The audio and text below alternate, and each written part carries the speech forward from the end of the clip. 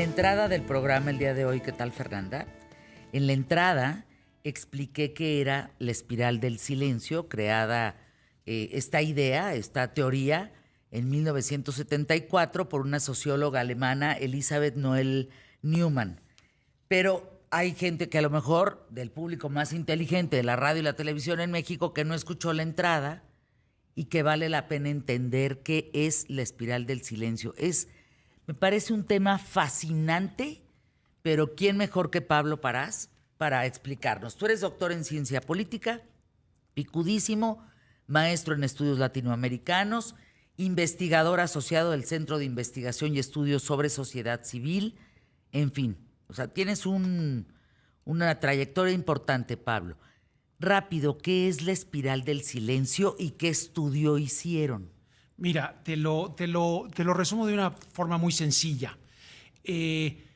Cualquiera de nosotros quiere evitar el aislarse socialmente hablando, ¿no? Tú quieres estar integrado. Quieres pertenecer. Exacto. Entonces, constantemente estamos monitoreando las opiniones de los demás con quienes convivimos y las comparamos con las propias. Cuando yo estoy en un contexto en donde mis opiniones son minorías, es decir, hay un gran peso, un peso abrumador de la mayoría y es diferente al mío, es probable o aumenta la probabilidad de que yo tienda a silenciar mis preferencias, mis opiniones, porque no quiero ser rechazado o ser aislado en esta convivencia social. O agredido. O agredido, sí, de acuerdo. Y esto es bien importante para las encuestas porque en las encuestas tú tienes una interacción entre extraños, sea fuera de tu casa, si es cara a cara, o telefónica, si te marcan por teléfono, o inclusive, bueno, no sé, impacta hasta la interacción si tú contestas en un teléfono móvil o en una pantalla de computadora, ¿no? Y es probable, o lo que hizo Noel Neumann en su teoría fue demostrar de que en ciertos contextos algunas personas pueden suprimir sus preferencias o inclusive llegar a mentir para expresar aquellas que son de la mayoría. Con eso en mente, hicimos un estudio encargado por la Fundación Este País, justo para medir cómo estaba el contexto electoral. No nos interesaba la carrera de caballos, cómo van. Eso está muy documentado por muchas encuestas, hay discusiones, hay debates. Aquí nos interesaba ver cómo era el espacio de convivencia en este momento electoral en México. ¡Újule! No, resultados. Sí, No, a ver, espérenme. O sea, ustedes hacen este estudio de no importa si va una adelante que la otra, que si una encuestadora. Por cierto, paréntesis, Pablo Parás, ¿qué opinión te merecen las encuestas en México? Porque igual que en otros países, sí están muy sobadas. Yo soy encuestador, llevo 30 años en esto. Yo creo que hay empresas muy serias, hay metodologías muy desarrolladas, muy profesionales, pero el auditorio es importante que entienda que las encuestas son como un caleidoscopio. Pequeños cambios pueden producir imágenes o lecturas diferentes. Entonces, el principal de estas diferencias es, por ejemplo, el modo de entrevista. No es lo la mismo, pregunta importa. cómo hagas las preguntas, Claro. pero también si yo lo hago de forma telefónica o lo hago en tu casa o lo hago a través de una contestadora en el teléfono, ¿no? Otra de las diferencias que puede estar explicando en las encuestas es la cobertura. En teoría, una encuesta cara a cara debe de llegar casi al 100% de los adultos de la población general.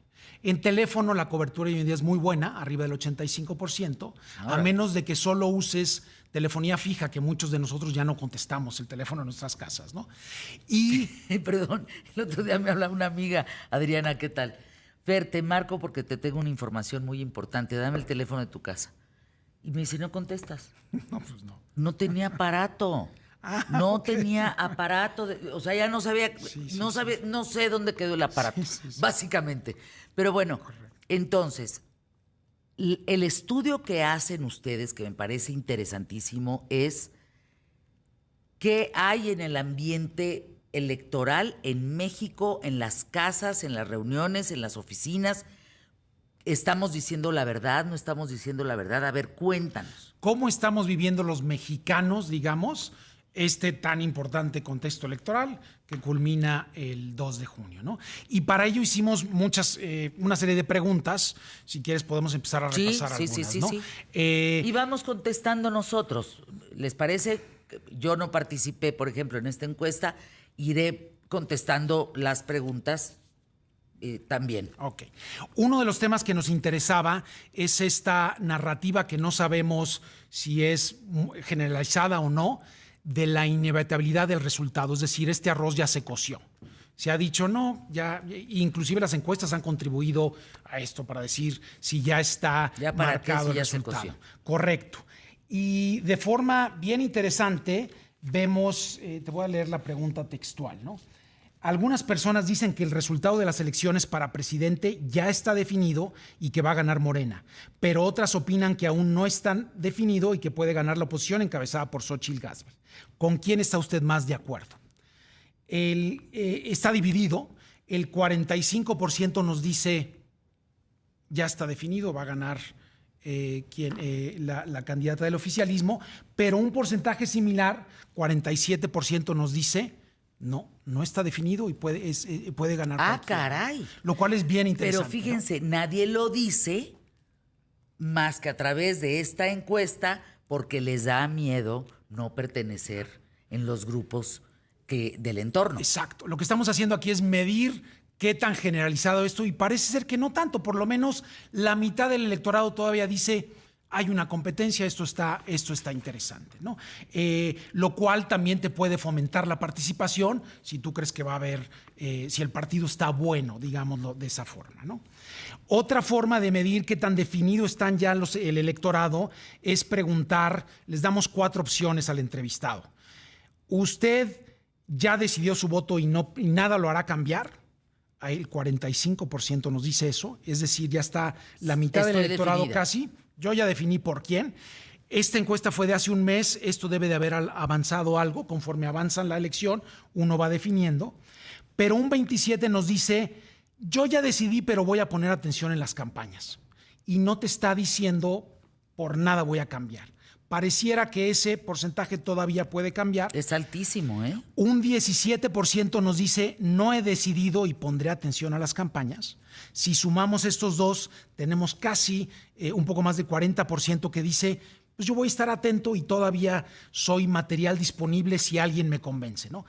De nuevo, esto es sano, ¿no? En una contienda electoral tú esperarías competencia y que el electorado esté interesado escuchando las mejores propuestas y vote lo que más le convenga, ¿no? Entonces pareciera también que hay un ambiente en donde puede haber una sana competencia. Hasta ahí vamos. ¿Qué resultados, Parás? Tan buenos. O sea, ¿verdad? Le da completamente un giro a lo que hemos venido escuchando, porque la espiral del silencio, digamos que es lo más cercano a cuando tú entras a la casilla y votas, que estás solito y que ahí tú decides finalmente dónde pones esa X, claro. Se parece lo más a la espiral del silencio. Así es. ¿Otra pregunta que hayan hecho? Mira, teníamos mucho interés y también no se ha medido con suficiencia en México esto de si la gente se percibe como minoría o no. Entonces, la pregunta que hacemos es, pensando en sus preferencias políticas, ¿usted diría que la mayoría de las personas con las que convive y habla frecuentemente tiene las mismas preferencias? ¿O está dividido entre mismas preferencias y distintas? ¿O la mayoría tiene diferentes preferencias, ¿no? Y otra vez tenemos un electorado polarizado. El 46% dice, la mayoría de las personas que conozco y con quienes hablo frecuentemente tiene preferencias políticas diferentes a las mías. ¡Sas! Entonces, casi la mitad del electorado está conviviendo o está en conversaciones sobre política que probablemente le son adversas en el sentido de que son minoría o se identifican como minoría. Fíjate, con esto de las elecciones, te dice Socorro Díaz de Pachuca, con esto de las elecciones, Pablo Fernanda, ya mejor no comento nada en los grupos de WhatsApp. Porque luego, en ese instante, empieza un ataque horrible, eso me afecta. Prefiero mejor no hablo del tema, se acabó. Ahorita vamos a ver una pregunta que va directo a eso ¿Del WhatsApp? de inclusive suspender conversaciones, porque el ambiente se pone muy tenso, ¿no? Pero nada más para terminar la idea de la autopercepción de minoría, hicimos también la pregunta justo en redes sociales y ahí sube al 53% que opina lo mismo, es decir, que la mayoría de quienes forman mis redes sociales son diferentes a mis opiniones. Tenemos otra pregunta que va todavía más a detalle, que tiene que ver con... La pregunta es así: ¿qué tan seguido ha visto que cuando se platica de política con amigos, familiares o conocidos, se tiene que suspender la conversación porque se calentaron los ánimos? Esto ya te habla, ya te habla de un conflicto tal. Sí, de ya mejor nos callamos. ¿Sabes qué? Mejor y el típico, aquí. Ni de religión ni de política. Exacto, el típico. Exacto. ¿No? 15% te dice me sucede esto muy seguido, 17% algunas veces y 22% pocas veces. Es decir, casi 3/4 está en algunos, ya ha experimentado momentos en que ha tenido que suspender la conversación. Y otra vez esto te habla de un contexto diferente a los anteriores electorales, en donde sí estamos viviendo una polarización alta. Eso que le pasa a la esposa de esta chava de Sinaloa, al esposo, perdón, esto que nos pasa a muchos norteños que nos critican, que no tenemos filtro, decimos las cosas como son, directas, duros, contundentes y a la cabeza o al cuerpo, directito, es que no tenemos la espiral del silencio. Correcto. A ti te pasa lo mismo, Pablo, ¿no? Correcto, yo soy así. Esas personas no pertenecemos a la espiral del silencio. Correcto. Nos vamos de boca, pues. ¿Qué más resultados has tenido en este estudio? Que las preguntas están increíbles, ¿eh? Mira, teníamos también interés, otra vez, en este objetivo de ver el clima de opinión, medir las percepciones del electorado sobre posible conflicto postelectoral. Se ha hablado que, en fin, depende quién gane, puede haber respeto o no del resultado.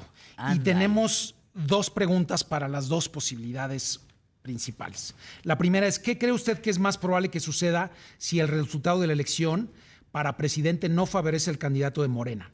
Que el presidente reconozca y respete, que el presidente no acepte y haya conflicto. Esas eran las dos opciones que les dimos. Casi 2/3, la mayoría, 62.5, dice el presidente va a reconocer y respetar. Y hay 1/3, 27%, que dice no, el presidente no aceptará y va a haber conflicto. Entonces, no sé cuál era tu percepción, pero también pareciera para muchos mexicanos que no va a haber conflicto. Esto debe de estar relacionado, por supuesto, a tu preferencia. Si tú prefieres al partido del presidente, va a decir, mi presidente va a respetar, ¿no? Si eres de la oposición, y sí vemos diferencias en estos dos grupos. Ahora, dice Sinué Lara aquí en redes, el problema de tanta polarización, Fer, es que durante muchos años nos educaron a que el voto era libre y secreto. Y también a que el voto no importaba, ¿eh? Sí. También había un dedazo, acuérdate, Sinué. Pero bueno, por eso muchos piensan que no deben hablar verdaderamente de política por temas que pueden invadir a los demás por sus preferencias. ¿De veras seguimos guardando silencio? O sea, la espiral del silencio está en México en función de los resultados de este estudio, que es, no digo en realidad lo que pienso para que el otro no se incomode y yo pertenezca a la mayoría de las personas que me rodean. Yo creo que es una discusión profunda y completamente cultural, en el sentido de que son los valores y es la forma de convivencia de muchos años que tenemos los mexicanos, ¿no? Yo tenía un mentor que decía, el mexicano es más amigo de la amistad que de la verdad, ¿no? Entonces, prefieres no. Pero yo creo que poco a poco ha ido cambiando, y las nuevas generaciones también debe de haber mayor posibilidad de diálogos, aunque a veces sean espinosos, ¿no? Yo creo que es algo deseable, ¿no? ¿Qué más preguntas tienes? Preguntamos, como te decía también, ¿qué cree usted que es más probable que suceda si el resultado de la elección para presidente no favorece a los partidos de oposición? Y la mitad nos dice, la oposición va a reconocer y respetar, y un 40% cree que va a haber conflictos si la oposición no gana, si la oposición gana, perdón. Perdón, no gana. Entonces, A ver, es ¿cómo, mayor. cómo va? Ya me hice bolas. Si la oposición no gana, se percibe que va a haber más conflicto a que si gana el oficialismo, digamos, ¿no? El 40% Wow. dice si la oposición gana, no van a, si la oposición pierde, no van a aceptar los resultados y va a haber conflicto. Entonces, esto también te mide un contexto en donde la mitad que prefiere a un candidato probablemente dice que eso es posible o no. Esperemos que no haya conflicto. Y también para medir el clima, nos atrevimos a meter una pregunta que está en la discusión de muchos lugares y no se había medido, y es, ¿qué tanto cree usted que va a intervenir el crimen organizado en las elecciones? ¿Qué pregunta? ¿No sabes, Pablo Parás? Yo creo que es la pregunta que más me han hecho en torno a las elecciones de este 2 de junio. Sí. El entorno que me rodea es la pregunta que más me ha hecho. Claro. Fer, ¿qué piensas? ¿Cómo va a estar este tema del crimen organizado en las elecciones? Por desgracia, estamos en un momento que una pregunta como esta es relevante, ¿no? Claro. Esto no es algo deseable, por supuesto. Y los resultados están sorprendentes. 3/4 del electorado, ese 75%, dice que en algún grado va a intervenir el crimen organizado. Se divide así: 34% dice mucho, son quienes están más preocupados y dicen, eso es 1/3 del electorado. Un quinto, 24%, dice algo y 18% dice poco. Entonces, y el resto, obviamente, Es no. el 16% dice no va a intervenir el crimen organizado. Pero ya en la mente de 3/4, de 7, 8 de cada 10 mexicanos, dicen, chin, en el contexto electoral que estoy viviendo México 2024, por desgracia, el crimen organizado ya es un actor, ¿no? O ya tiene alguna forma de A ver, influencia. ese crimen organizado está, valdría la pena quizá en la espiral del silencio hacer esta pregunta. Si ese crimen organizado ¿a quién va a apoyar? ¿A quién va pues a preponderar? Sería muy interesante de ese 70 y tantos % que dicen mucho, algo o poco, ¿a quién apoyaría el crimen organizado? Claro, claro. No tenemos ese dato y no lo podemos más que especular. Lo que sí te puedo decir que también es que el crimen organizado, como un agente local en algunas geografías, puede estar impactando en el silencio de los mexicanos. Y te pongo un ejemplo.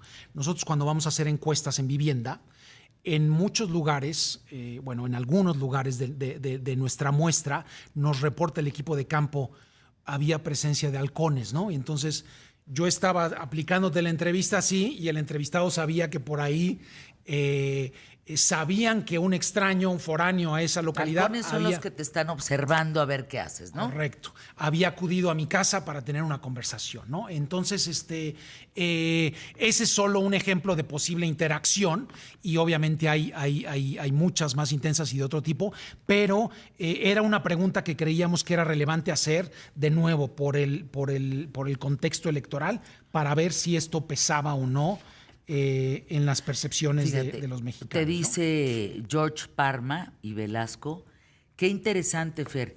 A ver, para que en otros países, por ejemplo, Milei en Argentina, pues la mayoría de las encuestas hacía ganador a Sergio Massa y gana Milei por 10%. Es que eso es George Parma y Velasco. Tiene que ver con lo que estamos hablando, con la espiral del silencio. Es probable que nuestra herramienta de investigación, que es científica y es muy robusta, tenga una limitación porque la gente no quiera expresar su preferencia y no podamos reportar en las encuestas entonces la realidad del momento de cuando la gente va a la urna y vota, como dices tú, ¿no? Ese es un poco lo que puede suceder en parte con las encuestas, si difieren del resultado. Yannick dice, Fer, yo no sé si es cuestión de ser del norte, centro o sur para determinar tu voto, fíjate. Tengo 16 años en el norte, viviendo en el norte, pero he vivido en 8 ciudades y en 2 países. Y en todas partes siempre encuentro de todo. Pero sería interesante saber esta espiral del silencio, si se da más en el centro, en el norte o en el sur. Porque fíjate, si se diera más en el norte, también es una especulación, pero si se diera más en el norte, sería muy importante porque el norte cambia el voto. El norte por horario es el último conteo. Sí. Y el norte puede definir finalmente los últimos 3, 4 puntos porcentuales. Claro, claro. No hemos hecho ese cruce. Para detectarlo lo podremos hacer. Nuestra encuesta tiene 1,200 entrevistas y podemos por lo menos analizar 3 regiones y podríamos ver si hay mayor autopercepción de minoría o potencialmente mayor silencio en alguna región que en otra, ¿no? ¿Alguna otra pregunta? Nos queda 1 minuto para despedirnos. Hicimos también la pregunta, que esta sí se suele incluir en muchas encuestas, de si pensaba salir a votar o no a la persona que estábamos, es decir, estimar el porcentaje de participación. Cuando preguntamos si usted va a ir a votar, 63% nos dice la respuesta más alta de la escala 0-10, nos dice 10, sí, yo con seguridad voy a ir, un 63%. Híjole, ojalá. Ojalá que sí, pero luego metimos una pregunta adicional. ¿Y qué porcentaje cree usted de las personas de su colonia? Y la categoría de 10, de quienes dicen 10, disminuye a 45%. Esto en las encuestas se conoce como efecto tercera persona y me permite, si yo te digo cuántas veces te lavas los dientes, me vas a decir la respuesta socialmente aceptada. ¿Vas a ir a votar? Igual y estamos sobreestimando el voto, ¿no? Pero ya cuando me reportas lo que van a hacer los demás y baja, probablemente te habla de que es un 45% el que va a salir. Ojalá que no. Y de nuevo, esto es solo en la categoría 10. Si sumamos el 9 y el 8 puede aumentar. Tus datos, por favor, Pablo. Esto es interesantísimo, la espiral del silencio. Y regresa, por favor, tus datos. La encuesta está publicada en la página de la revista Este País, estepaís.com. Estepaís.com. Y nuestra empresa es Data OPM. Si quisieran también platicar conmigo, encantado. Ahí están mis datos de contacto. Gracias.